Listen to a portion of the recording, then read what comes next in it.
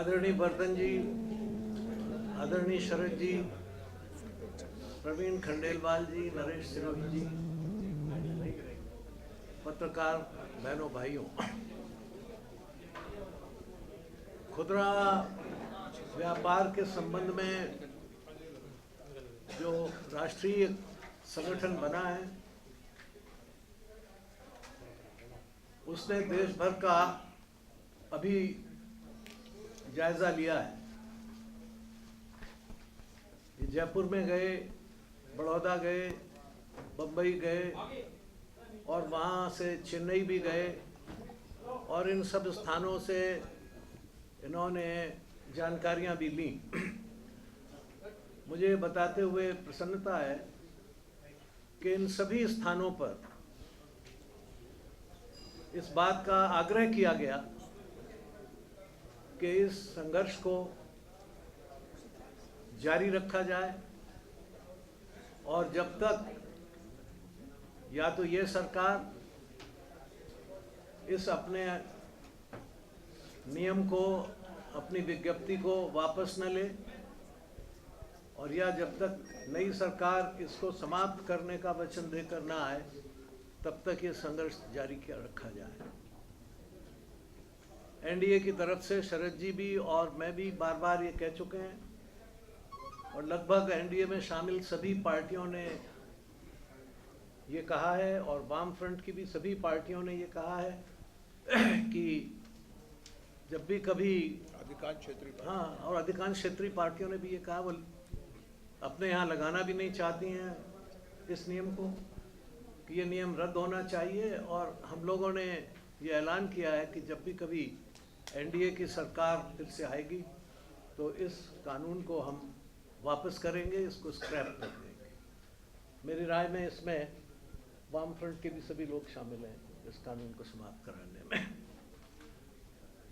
दूसरी बात यह है कि हमें इसका फैसला लेना होगा कि ये खुदरा बाजार में एफडीआई क्यों लाई जा रही है। सरकार बार बार ये कहती है कि देश की आर्थिक स्थिति बिगड़ी हुई है और इसलिए उसको सुधारने के वास्ते हम खुदरा बाजार में एफडीआई ला रहे हैं। यानी आपने आर्थिक स्थिति खुद खराब की और दंडित आप किसान, मजदूर और व्यापारी को कर रहे हैं।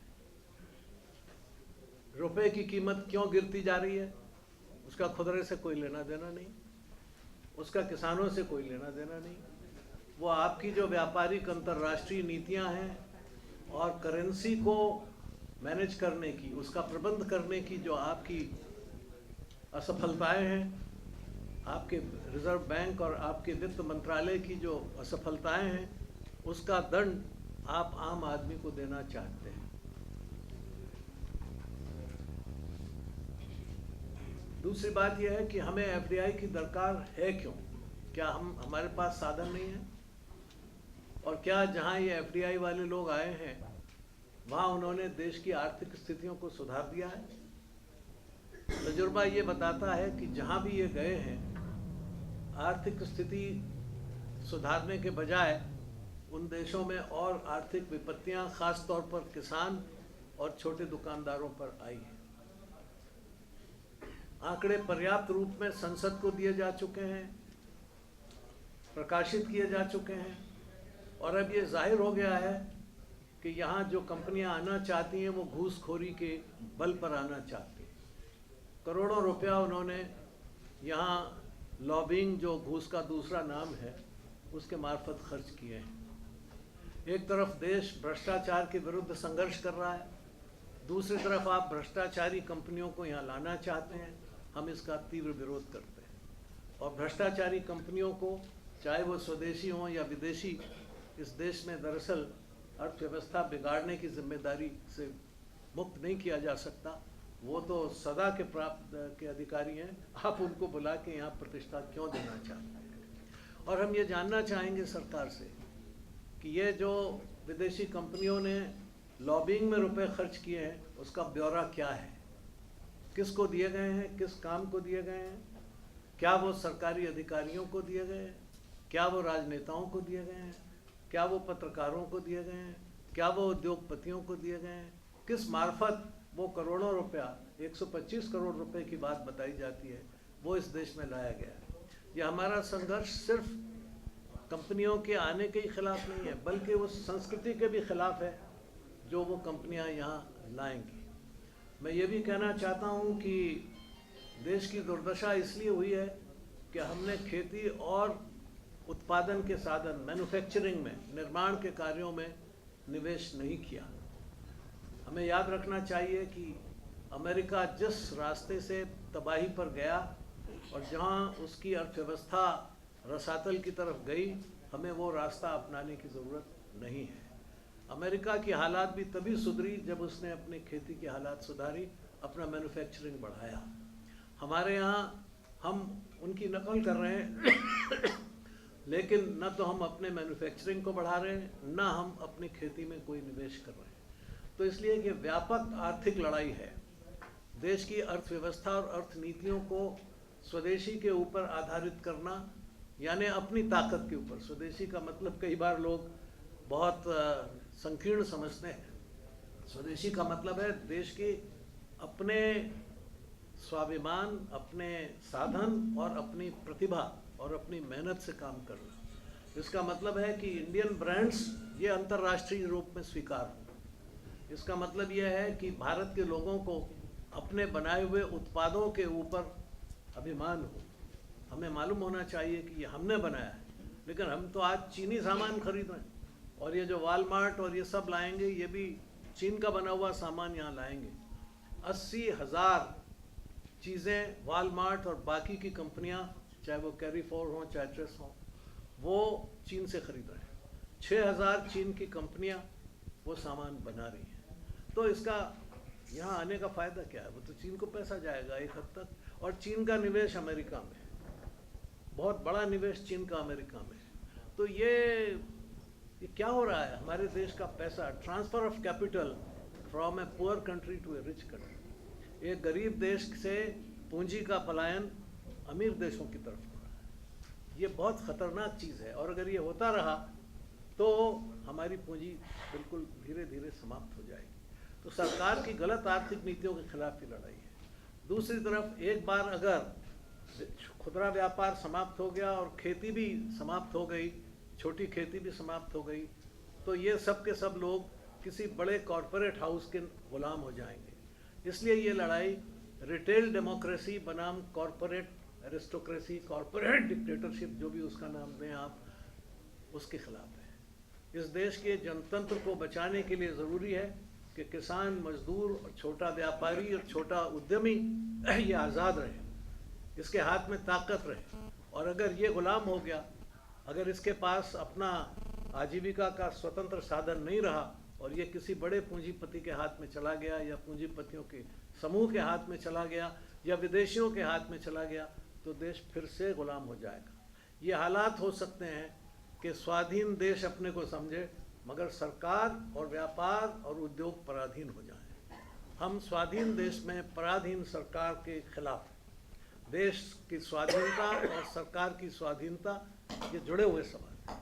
अगर सरकार पराधीन है तो देश की स्वाधीनता का कोई मतलब नहीं है। इसलिए ये लड़ाई जो लड़ी जा रही है आज, और जिसके लिए देश तैयार है, वो इस बात के लिए है, मैं इसको कहता हूँ कि एक तरह से आज़ादी की दूसरी लड़ाई है।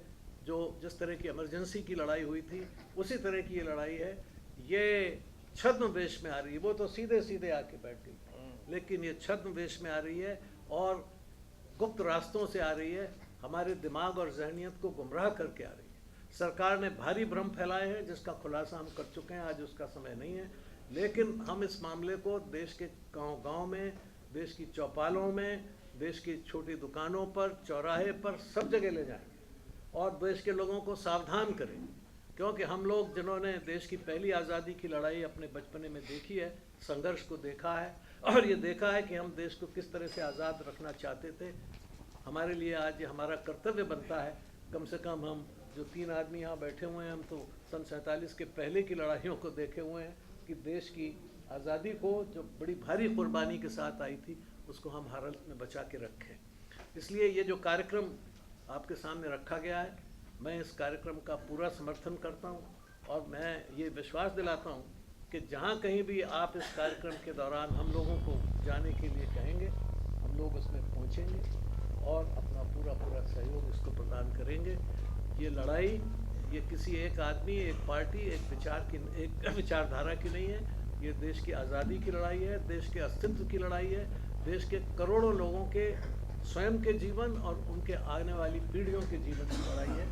ये बड़ी लड़ाई है और मैं इस संस्था को हमेशा इस बारे में धन्यवाद करता हूँ, इनका आभार भी प्रकट करता हूँ कि ये इसमें लगे हुए हैं और सारे राजनीतिक मतभेदों को भुलाकर इन्होंने ये दिखाया है कि एक मत ऐसा है, एक मुद्दा ऐसा है जिस पर देश के लोग गांव से लेकर और शहर तक, एक पार्टी से लेकर दूसरी पार्टी तक एक साथ हैं। और इसमें पत्रकार मित्रों से भी मेरा आग्रह है, आप ये समझ लें कि हमला आपके ऊपर भी है।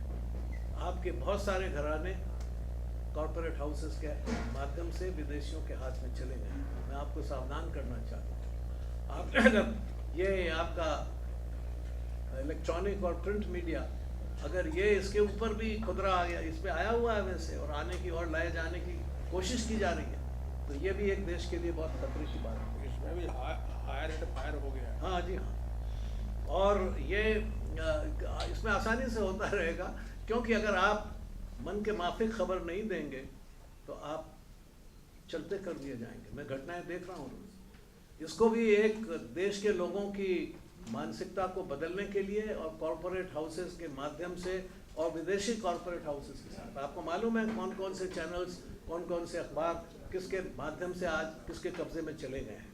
तो इसलिए इसकी तरफ आपको पूरा ध्यान देने की ज़रूरत है। आप भी इस लड़ाई में शामिल हों, अपनी प्रेस की आज़ादी को बचाने के लिए, अपने दिमाग की आज़ादी को बचाने के लिए, अपने विचारों की आज़ादी को बचाने के लिए। 7 मार्च की रैली के लिए भी मैं अपनी तरफ से और एनडीए के हमारे कन्वीनर बैठे हैं इनकी तरफ से भी और वर्धन साहब की तरफ से इनकी इजाज़त से ये सूचित करना चाहता हूँ कि हम सब इसमें पूरी ताकत से लगेंगे और इसका समर्थन करेंगे और जहाँ कहीं भी जिस जगह भी ये दिल्ली में तय करेंगे वहाँ हम पूरी शक्ति के साथ आएंगे। और दूसरी बात, हमारे एनडीए के कन्वीनर भी बैठे हुए हैं यहाँ कि अभी ये अगर राज्यसभा में जब भी ये मसला आए तो उस समय पूरी कोशिश ये हो कि वहाँ ये लोकसभा में तो हम नहीं करा पाए तो राज्यसभा में इसको कम से कम विफल कराएं और सरकार को जवाब दें कि ये उसका कदम देश विरोधी है, इसका समर्थन नहीं किया जा सकता। बहुत बहुत